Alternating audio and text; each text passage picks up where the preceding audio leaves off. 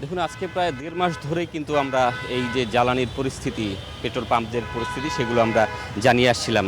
এবং সেই যে যাত্রা সেটি কিন্তু এখনও সেই পুরনো সময়ের মতোই অব্যাহত আছে। এবং আমরা পেট্রোল পাম্পগুলোর সামনে এখনও সেভাবেই দীর্ঘ লাইন এবং সেই রাত থেকে অপেক্ষার যেই চিত্র সেটি কিন্তু লক্ষ্য করছি।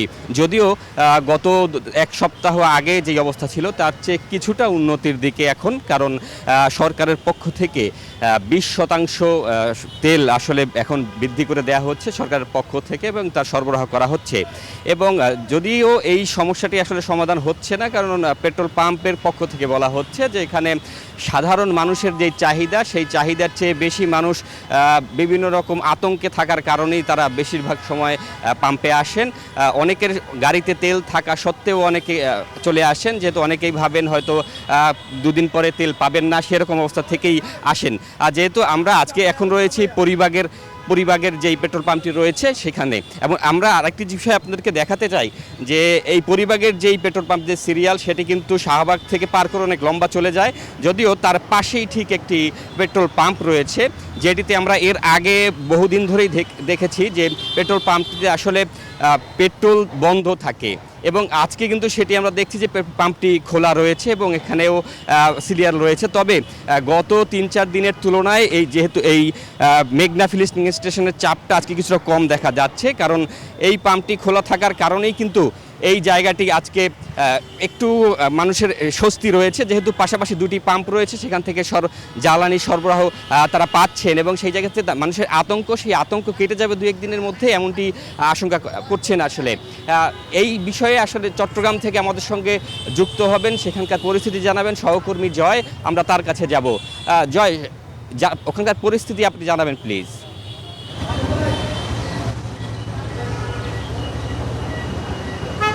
ধন্যবাদ জাহিদ আপনাকে। আপনি যেমনটা ঢাকার খবর জানিয়েছেন তেমনিভাবে কিন্তু চট্টগ্রামের পাম্পগুলোতে যেভাবে আমরা 1 সপ্তাহ আগে যেমনটা দেখেছি হাহাকার তেলের জন্য, তবে এখন কিন্তু সেভাবে কোনো ভিড় দেখা যাচ্ছে না। যে আগেকার দিনে যেমনটা স্বাভাবিক সময়ে যেভাবে তেল নিত সেভাবে কিন্তু আসলে বাইক এমনকি অন্যান্য পরিবহন সেভাবে নিচ্ছে। কোনো লম্বা লাইন আগে 3 কিলোমিটার পর্যন্ত, আমরা যে পাম্পে দাঁড়িয়ে কথা বলছি এটার দীর্ঘ লাইন ছিল 1 সপ্তাহ আগেও কিন্তু আমরা দেখেছি 3 কিলোমিটার পর্যন্ত চলে যেত। গতকাল রাত থেকে এরকম লাইন ধরতে হতো, কিন্তু আজকে চিত্রটা আমরা গতকালের চিত্রটাও কিন্তু আমরা দেখেছি এখন ভিন্ন চিত্র দেখা যাচ্ছে। সহজে তেল পাচ্ছে, এমনকি যেমন প্রয়োজন তেমনভাবে কিন্তু তেল সরবরাহ করছে। এখানে যারা মালিক পক্ষ আছে তাদের সাথে আমরা কথা বলেছি, তারা বলছেন যেভাবে চাহিদা ছিল সেভাবে চাহিদা কিছুটা কমতে শুরু করেছে, যেহেতু আগে অনেক গ্রাহক কিন্তু দাম বাড়ার আগে কিন্তু মজুত করেছে।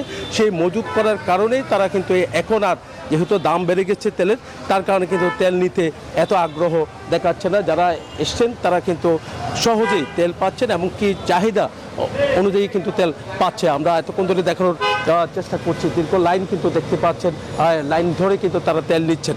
তো একেবারে সড়ক দিয়ে কিন্তু 3 কিলোমিটার 4 কিলোমিটার যে লাইন, সেই লাইন কিন্তু এখন আর দেখা যাচ্ছে না। তো এখানে পাম্প কর্তৃপক্ষ বলছেন যারা এখানে তেল নিতে এসেছেন, এমনকি অন্যান্য পাম্পের ক্ষেত্রেও কিন্তু আমরা দেখেছি সেখানেও কিন্তু তেমন কোনো ভিড় কিন্তু দেখা যাচ্ছে না, সহজে তেল নিতে পারছেন। পেট্রোলিয়াম কর্পোরেশন যেমনটা জানিয়েছেন তেলের সরবরাহ কিন্তু অনেকটা বেড়েছে।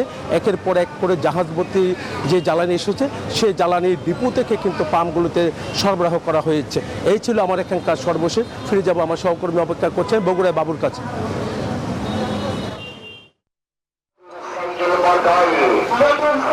জয়, আপনাকে ধন্যবাদ। বগুড়াতেও জ্বালানি তেলের কোথাও লাইন আছে, কোথাও লাইন নেই। শহরের যে পাম্পে পেট্রোল রয়েছে সেই পাম্পে আমরা দীর্ঘ লাইন দিয়েছি, আবার এই পাম্পে অকটেন পেট্রোল কোনোটাই নেই, সেখানে কোনো দীর্ঘ লাইনও নেই। তো এই পাম্পে ডিজেল রয়েছে, তবে কৃষকরা ডিজেল নিতে এসে তারা ফিরে যাচ্ছে, তাদেরকে বলা হচ্ছে যে পরে দেওয়া হবে। আমরা একজন কৃষকের সাথেই কথা বলতে চাই যে এখানে আপনি কি নিতে যাচ্ছেন, পাম্প কি বলতেছেন? পাম্প বলতেছে সন্ধ্যার পরে ডিজেল দিবে, এখন ডিজেল দেওয়া যাবে না। উনি শুনলেন যে আমরা আরেকজনের সাথে একটু কথা বলবো, ওনারা কি বলছেন? আমি ডিজেল নিতে যাচ্ছি, আমি সেচ চালাবো মেশিন, তেলের মেশিন আমার, কিন্তু তেল এক ফোটাও নাই। কিন্তু এরা বলছে যে সন্ধ্যার পর। আমি আছি সারি এখানে তিনি তেল নিতে এখানে। সারিয়াকান্দি থেকে উনি ডিজেল নিতে আসছেন। পেট্রোল পাম্পে ডিজেল রয়েছে, তবে তারা বলছেন যে তেল পরে দেওয়া যাবে। তো এই রকমই বিভিন্ন পাম্পে একই অবস্থা, কোথাও তেল আছে কোথাও তেল নেই, তেল রেখেও বলা হচ্ছে যে পরে দেওয়া হবে। তবে এই বিষয়টি মনিটরিং করার জন্য জনসাধারণ আহ্বান জানাচ্ছেন যেন যেখানে তেল আছে সেখানেই পর্যাপ্ত পরিমাণ তেলটা যেন দেওয়া হয়, আবার যেখানে তেল নেই সেখানেই যেন তেলের সরবরাহ বাড়ানো হয়। কারণ বড় মৌসুম চলছে, গ্রীষ্মকালীন সবজির মৌসুম চলছে, এই সময়ে তেলের বিশেষ করে ডিজেলের সরবরাহ বাড়ানো দরকার উপজেলা পর্যায়ে। তো জ্বালানি তেলের মূল্য বৃদ্ধি হলেও তেলের সরবরাহ এখনও সেভাবে বাড়েনি। কিছু কিছু পাম্পে যেখানে তেল রয়েছে সেখানে অনেকটা স্বস্তির মধ্য দিয়ে তেল মিলছে। এই শীত বগুড়া থেকে সর্বশেষ ফিরবে স্টুডিওতে তমা। 200-র বেশি সার্ভিস ও ফিচারে লেনদেনের সব বিকাশ অ্যাপে সম্ভব।